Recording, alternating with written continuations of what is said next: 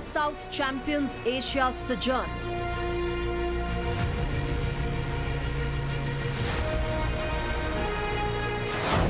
Modi magic at ASEAN and East Asia Summit.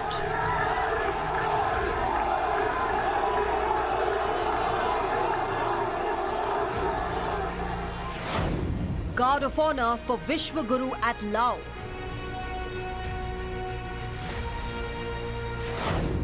But Dragon's shadow looms over meetings.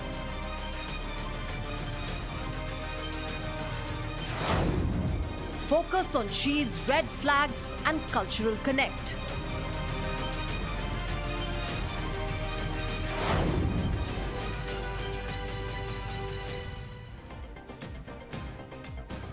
Amid continuous risk of China's notorious expansionist policy and a focus on the stability of the Indo-Pacific, the East Asia Summit and the ASEAN countries are meeting in Laos.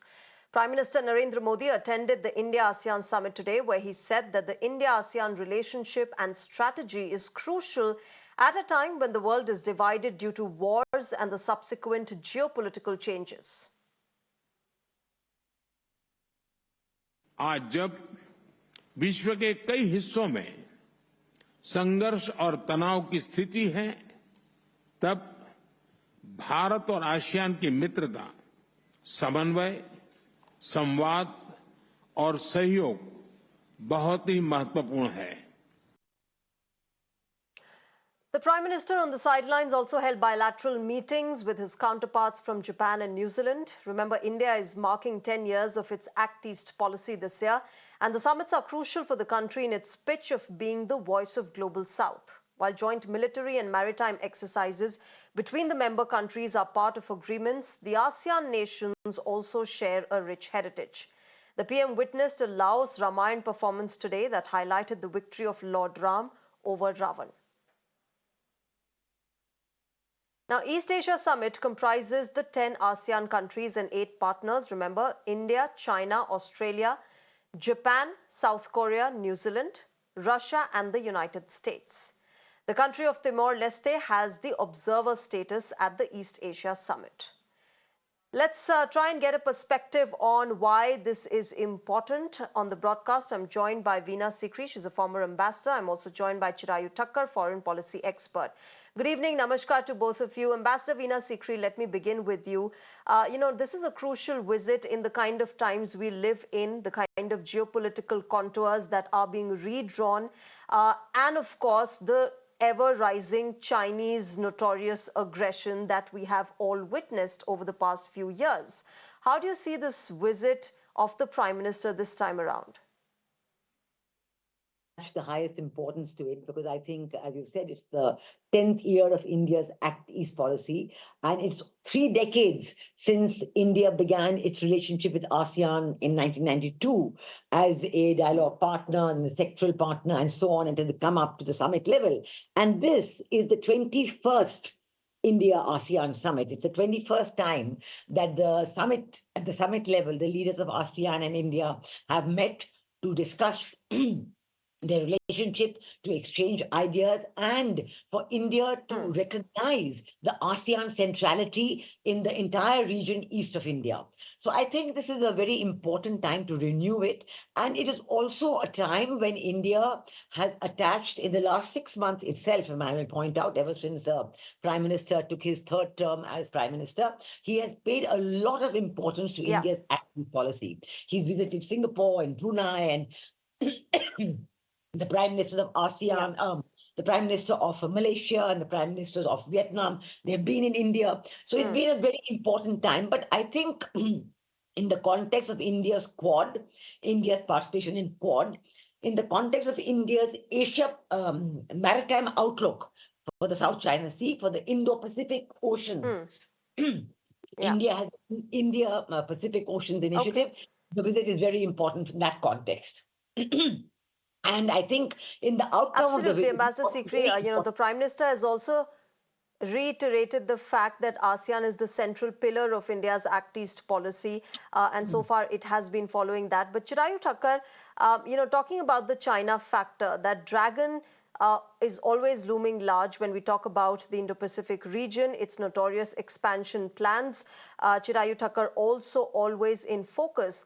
But over the past few years, India has been positioning itself not as an alternative to China in the Southeast Asian region, but as the leader of the global South, as the voice of the global South.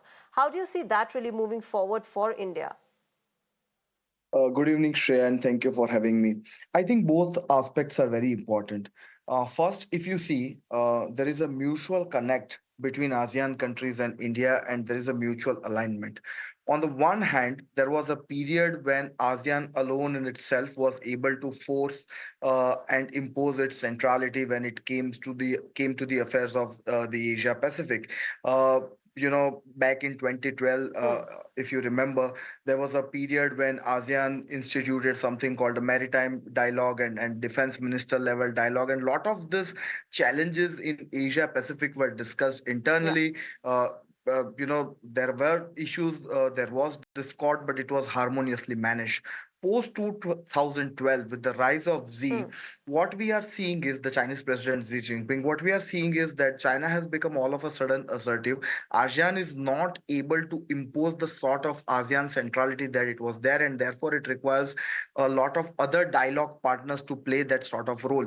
So, in other words, ASEAN countries in Hmm. itself, they are looking for a multipolar Asia or multipolar Asia Pacific in which other dialogue partners would come help them and allow them to balance. So that is one aspect. And looking from India's perspective, Okay. if India has to assert itself as uh, you know the leader of the global south, and apart from that also a leading power in the Asia Pacific who has some role to play on both fronts, on both count, it require the ASEAN countries and their cooperation, and it indeed requires it to play a bigger role, and therefore it makes Prime Minister's visit significant and this conversation significant. Okay. Ambassador Sikri, sure, we want to counter China. Sure, we want it to not be the only leader of the global South. Do you think India would be able to gather her neighbors to actually counter China, considering the fact that there is strong Chinese financial aid that is going on across Southeast Asia? The fact that this entire grouping has the likes of Russia, who are China inclined and who have a strong relationship with China. Do you think India would be able to sort of balance that out and get its neighbors together?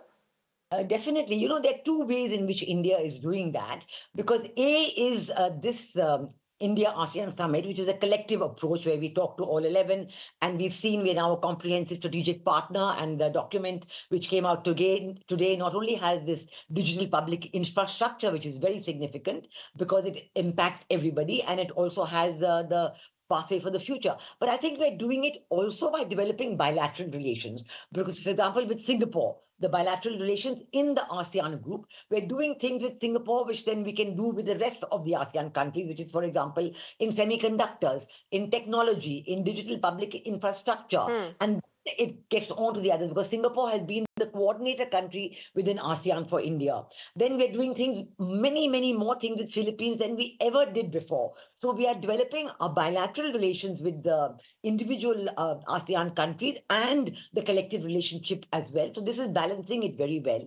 I think we need to, also work with the CMLV countries, which are the Cambodia, Laos, Myanmar, and Vietnam, which are not as well developed as the others, because they would need a lot of help on things like education, Hmm. and cultural connect is very strong with them as well. So this is the way we are mixing and matching. But I think in terms of trade, you're right. The Chinese trade with the ASEAN region is much, much higher than India. So we have to find new ways of developing the trade bilaterally and through regional trade agreements. We always find it better to develop the trade bilaterally. I think one important aspect for the ASEAN region and India is the people Hmm. to people, because India has a millennia-old civilizational link with the ASEAN countries, with each individual ASEAN country. But in today's day and age, many people in ASEAN, the youngsters, the younger generation, are not aware of it. The older people, of course, remember the Ramayana link and they know it. But we must develop with the younger Yeah. generation.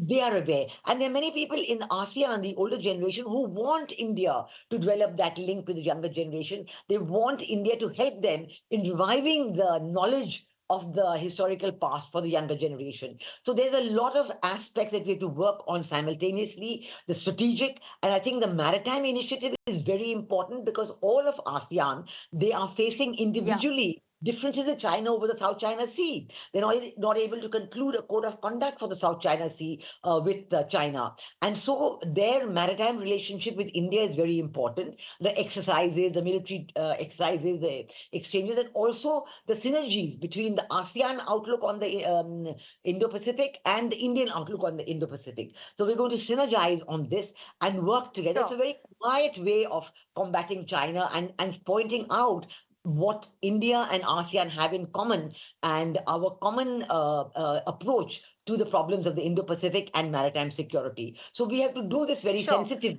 because ASEAN is very sensitive about China as well. Sure, this is what I was coming to next, Ambassador Sikri and Chirayu Thakkar. The fact that there is maritime security, which has been in central focus, and the Prime Minister talked about how ASEAN countries have both, relationship from underwater to the space. And that clearly defines the kind of relationship that the countries share, that the grouping shares, and the focus that lies for all of these countries. The fact that back in 2019, we also had the Ocean Initiative, Indo-Pacific Ocean Initiative. Chirayu Thakkar, how do you see that really moving forward for India, considering that we have had an emphasis on maritime security? The countries, like Ambassador Sikri said, are also concerned about South China Sea. I think that is very important and a very significant initiative, and we need to work a lot. I'll just point to something, a hard data point that will help emphasize this entire point that we are making. Look at the National University of Singapore, where I am. We do this annual survey of ASEAN elites, and this survey is going on for a few years now. Now, if you look, in across indicators, when we ask that how do you rate India, or how do you think that India will help ASEAN, or how do you think that India can balance in specific security issues, in the range of great powers, India ranks fourth or fifth in terms of overall public opinion. But when you look at this aggregate indicators, the countries where we supply important platforms, for example, Thailand, or for example, Philippines, where we Hmm. not only stand by them in their struggle against China, we have this tacit diplomatic support. We also are suppliers of Yeah. critical ammos like, the BrahMos missile. In those countries, we rank much higher, and this is a elite perception survey. So what this indicates, that the more active role that you play as not only a security supplier, but also Hmm. in terms of tradings, in terms of other areas, in terms of semiconductor, really India's rise, the shadow of India's Okay. rise has to reach to these ASEAN countries. We can't be on the sidelines. And look, ASEAN is a dialogue partner with all major great powers. They are dialogue partners with the US, they are dialogue partners with China, Japan, South Korea, Australia. And in this very competitive and crowded space, if you really want to, Hmm. emphasize your role, if you really want to intensify engagement and really want your centrality to be established in the Indo-Pacific region, then India has to play that role. India has to do Yeah. more exercises. India has to stand up and say that we are willing to support you when you are facing external aggression. And I think that is the way forward. And this summit and some of the strategic initiatives that are underlined in this, I think that is the right step in that direction. Okay. All right, we'll leave it there. Chirayu Thakkar and Ambassador Veena Sikri, thank you very much for joining us on Global Mirror and sharing your perspective. Let's see how this grouping and the Indo-Pacific stability moves forward in the next few years. Thank you very much.